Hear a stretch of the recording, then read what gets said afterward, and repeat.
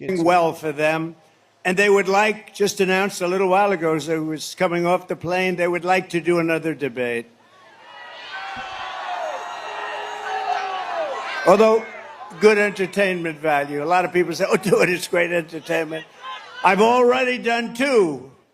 One with Crooked Joe Biden at CNN, and the other one with Kamala on ABC. CNN was very fair, I thought. Joe was driven out of the race. It was a coup, by the way, but he was driven out of the race.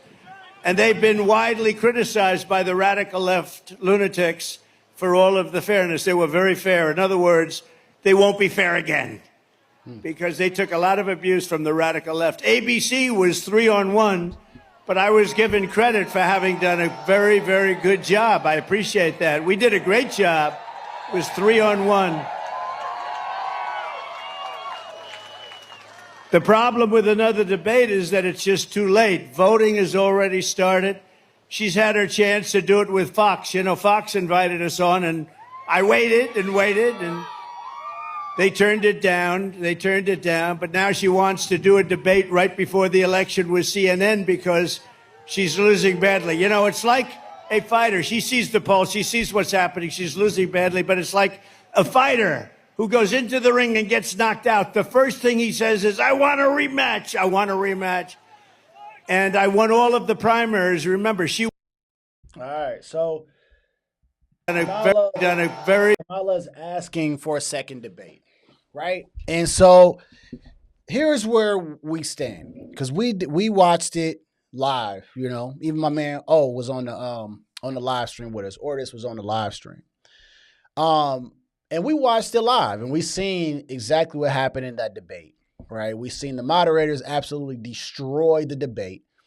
We seen Trump have some good moments, and we seen him get baited and talk about, you know, the other crazy things, right? But it's a 3-on-1 fight.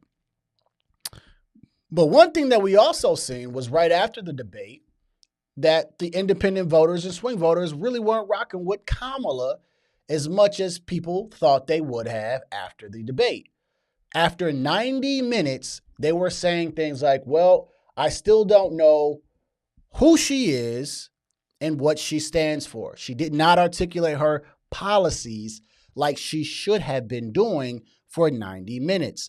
They also said the most obvious thing, because not all Americans are dumb. And they said she did not answer any questions. So now they want a second debate. On which station does she want it on? CNN, of course. Of course she wants it on CNN. But let's not forget that there were 3 dates that Trump threw out early in July. Was it July? Well, yeah, it was July. He threw out, it was July or early August, where he said he wanted a September Fox debate, which was first. He threw out the ABC debate, and then he threw out the NBC debate. She threw out and bit on ABC immediately. And I already knew, I said, this is probably going to be some BS, but let's see how it goes. She only accepted the ABC debate, right? It's literally like being able to say to somebody, hey, here are your 3 choices. What do you want? Oh, I want that one right there. You already know how to play the game. You know what it is that you want. You go straight to that.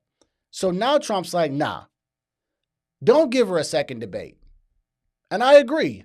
Don't even give her a second debate. You know why? Because you messed up your first opportunity to appeal to over 60 million viewers. Number 2, Trump has already done 2 debates. As much as they want to make you forget about what Trump has already done, because that's what the media does. They're great at doing that. He cooked Joe Biden. Wait a minute. Cooked him. Put him in the blender and sent him to the nursing home to eat his pudding. And then they brought on Kamala, who can't answer a single question, who couldn't do anything but try to bait Trump, and she messed up, and the polls aren't giving her a big boost. The independent voters are like, wasn't really rocking with that performance. And some of them are going to Trump. So she's like, I need that second debate because now I can try to get another opportunity at what I should have did the first time.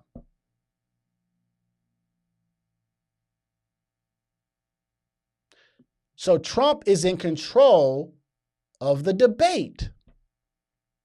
If he says no to it, it doesn't happen. Right? Again, another negotiation thing. These things are very small. See, it's not, I look at these things as Trump is a leader. He's saying basically, when I will negotiate the rules of the debate. You wanted muted mics, we got muted mics. You want to try to fight me on it? Guess what? This is what's going to happen, or I don't do the debate. He wins the negotiation with that. Now, he doesn't have to do a debate. I hope he sticks to it and it's not a game plan, but stick to it. Don't give her another debate. Let this ride out. No need to even give them another opportunity because they're going to try to mess it up again. I believe, as much as I want to believe CNN's going to do the right thing, I have this inkling that they're not. I have this feeling that now that I look at this from a bird's eye view, the Joe Biden debate was a setup. I truly believe the Joe Biden debate was a complete setup. Because right after, I'm talking right after, before Kamala even got her first interview post-debate, which was that night, everyone was saying on that panel he did horrible, he did bad, they need a new candidate. They already were talking about Kamala Harris right then and there. So I don't believe that this next debate's going to be even a good one. If it's not on CNN, you do not have the debate, period. And it's not because they're more friendly to Trump. It's for a couple reasons. Number one, they're going to ask real questions that Americans want to know, that are tough questions.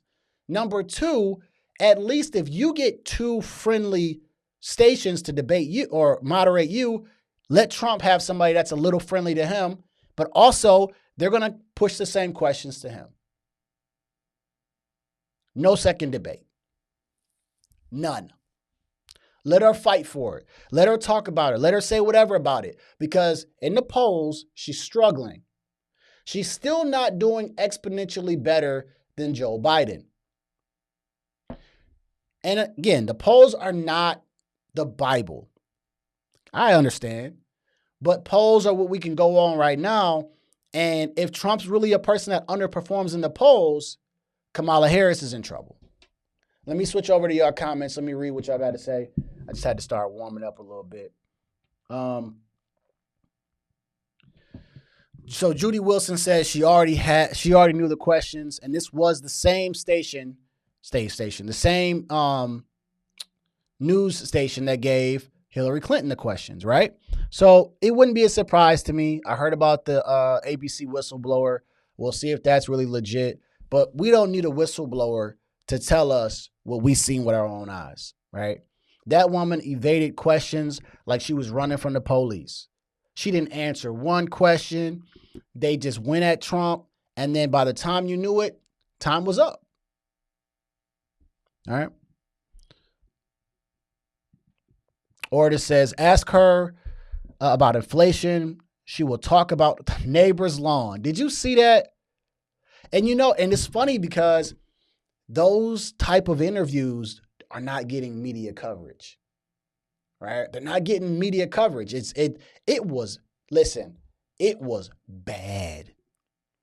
She's like, I'm in from the middle class, this and that. And I come from a neighborhood that they take pride in their lawns. This lady was asked on how she would fix the economy, and she starts talking about her neighbor's lawn. But see, you don't get coverage on that.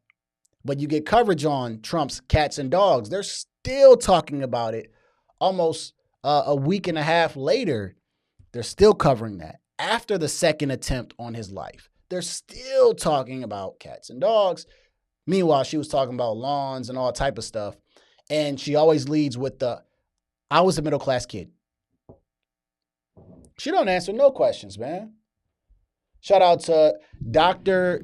Jamal Salmi. Shout out to Dr. Jamal Salmi. Hope I'm saying that right. Yes, she's Indian, black, and Southern, and Jewish. Appreciate you, Dr. Jamal. Jamal, man, we doing good, man. Just running another live stream. Trying to get my work in.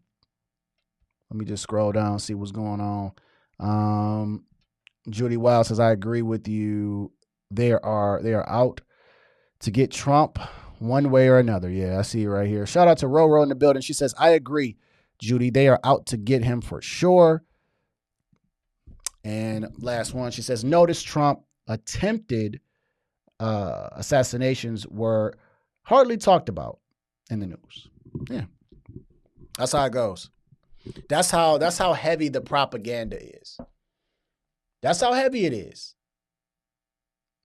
It is that heavy that they just try to sweep it under the rug. Like right now. Right now. They're not talking about the second assassination attempt. They're not talking about where is this Ryan Roth guy? What's the new motive of him? They're not talking about this. But had this been Joe Biden, the news coverage will be constant. Constant. Hell, if it was a former president that it happened to right now, they would still be talking about it. But the propaganda is so heavy that they got to say, we cannot run any story on Trump that is positive. They have turned this man's assassination attempt into his own fault. They have blamed Donald Trump for his own assassination at this point. They have said that Donald Trump's rhetoric caused his own assassination attempt. See, the first time, there was a little bit of sympathy there. And then they got mad because Trump said, I'm not going to be nice anymore. You know why he said he wasn't going to be nice anymore? Because they continue to keep running the same play. They kept going at him. They kept saying he was a threat to democracy. And he's like, why do they want me to play nice when you're constantly throwing the rock? I don't understand. If you go keep hitting me in the face, I'm not going to be nice to y'all. And that's what the Democrats want. They want him to just lay down and just not say anything. And they could just run their stories, and they want everybody to say, I like Trump, but I don't like him anymore. He's a threat to democracy. That's all they want to hear. This Republican doesn't like Trump anymore. We like him. We like fat Chris Christie. We like this person who comes over here and says they don't. We like Dick Cheney when Dick Cheney had the lowest approval rating of a vice president, but we'll take Dick Cheney. He was a Republican. He don't like Trump. All they want are Trump bashing stories. They cannot run a news station where they're unbiased on both sides. It has to Trump bash. And this is what's been going on almost the last 8 years, 8 to almost 10 years. They won't know what to even talk about. Hopefully Trump wins the election. He gets 4 more years. And after that, they won't even know what to talk about. They're going to have to change up the whole news station. So going back to this, I think that Trump should stick to his guns. And I say he doesn't give him a second debate. He keeps running his campaigns like he's doing. He's trying to earn people.